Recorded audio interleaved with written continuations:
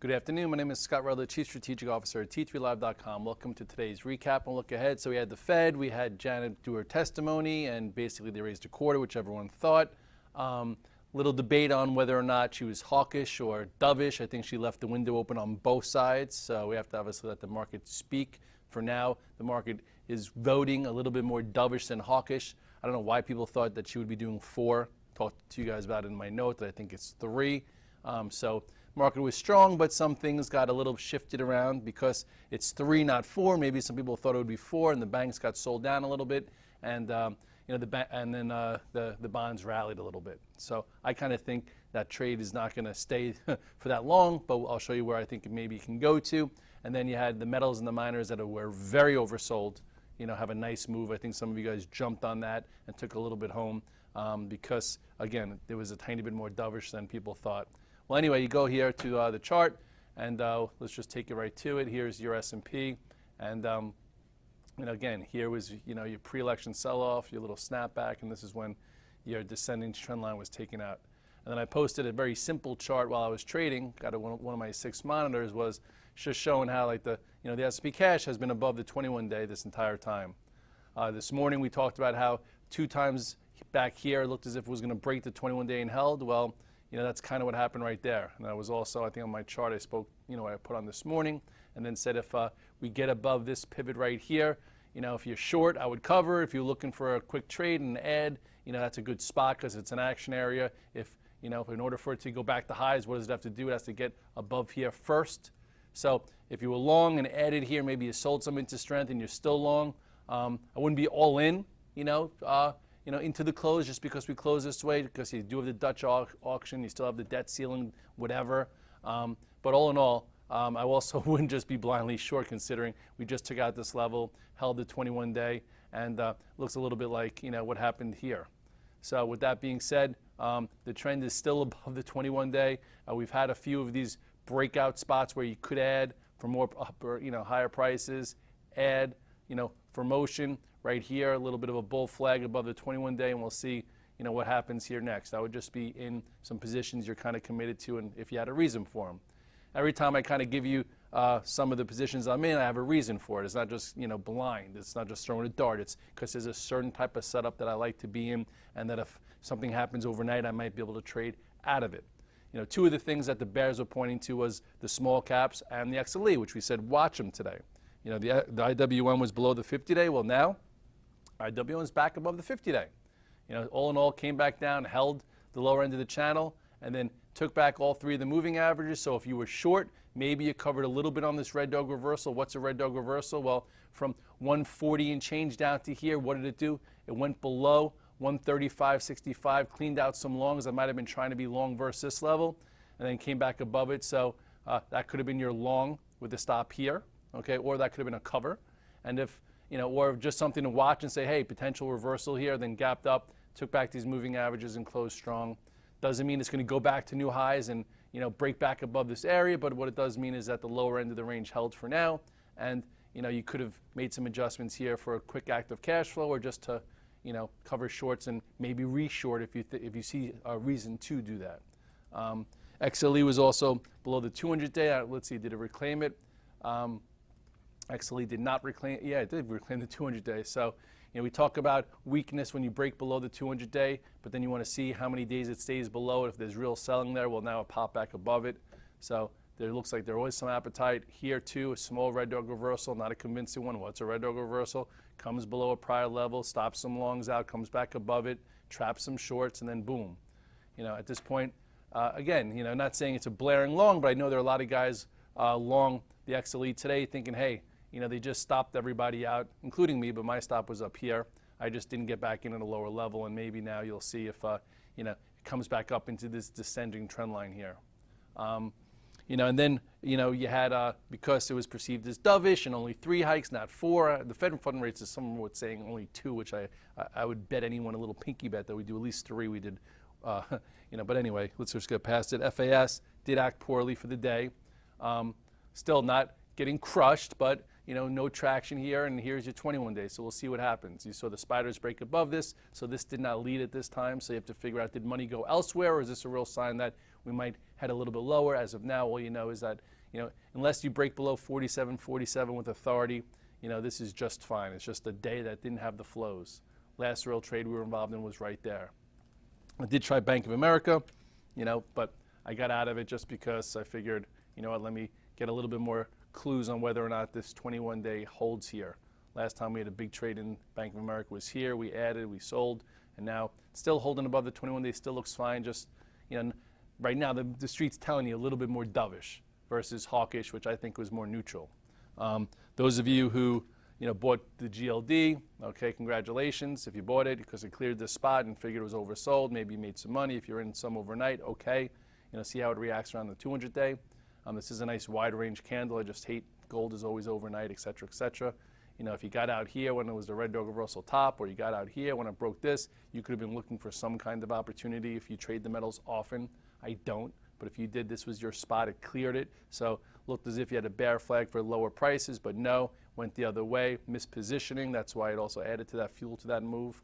GDX, a lot of you guys were in that. You nugget, congratulations, blah, blah, blah. I did not touch them. When could you have covered your short if you were short because of the close on low right here when it took back this pivot? Now it's coming back into the 21-day, well, sorry, the 200-day also, all of them.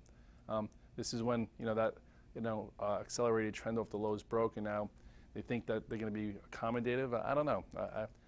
If you took it home, the good book says that, close strong, take some home, but with the miners and the gold, it's always a little bit different. Anyway, so let's go to the next thing. TLT, I do think it's a rally to be sold, that at some point, we're going to take out these lows, but for now, gapped up. You'll see if this gap up holds. If it holds, this is, your next resistance spot into that area. Took back, the 8 days, still has moving averages above it. If you're going short into an event, you always have to worry about event risk, and this time it took it to the upside, and there was a little time to cover if you were short, and if you were looking to buy it, which I don't think many were, there was something there. Really where there was good action, I came in today, I was focused on Apple. Apple, I'm like, let's go. Tight pattern up here. It's been, holding the above the 8-day, the 21-day. Here was a nice little push above this prior pivot from earnings, and then really you had a nice upper flag. They swept some stops out below the 8-day, came back up. So I was long yesterday, saying I'm going to come in, and if it happens to break above, this flag, I'm going to add, and I added to it, and I still have it, and let's hope we get a little follow through tomorrow, and it's not really a trap. I hate when they're traps, but at this point you can't play for it to be that way, but it does look pretty good. Netflix also, I've been long since Monday. I'm still long. Acted a little bit better. Broke above this key spot here on Monday. Made you sit through it on Tuesday, and then today broke above this. So now we'll see, does it have enough power to get to all-time highs? So I'm in some. I'm not as much as I had yesterday. It's going to take Amazon, but I didn't.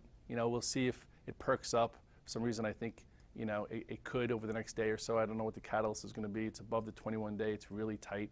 I like when Amazon leads, not lags. Right now it's lagging, but we'll watch it and keep it on the radar.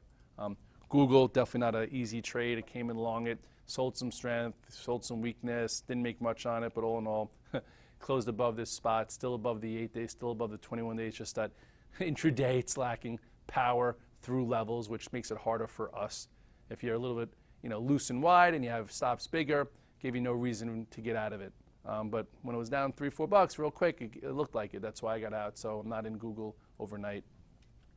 Facebook looks, good. We've been talking about how we reclaimed all the moving averages there, and then it's been above the 8-day since. You could buy the 8-day every single time and get paid, and now it seems as if we're going to get a trade. I said this morning, it looks like it's going to tag 140. Well, maybe it'll do it tomorrow on the open. Lots of trades along the way, but ultimately no real reason to short it yet, but no reason to be all in considering the size of the move that we've had here. I remember this was a nice little trade, but now, still trending, just hasn't broken it yet. BABA has been tough, real tough. You look at it right now, it still looks fine. It's still in the channel, but you try and add on strength and you're not getting paid. I know I added here, gave you a way out of it yesterday. Today tested the 21-day. It still looks okay, but just hasn't had much continuity.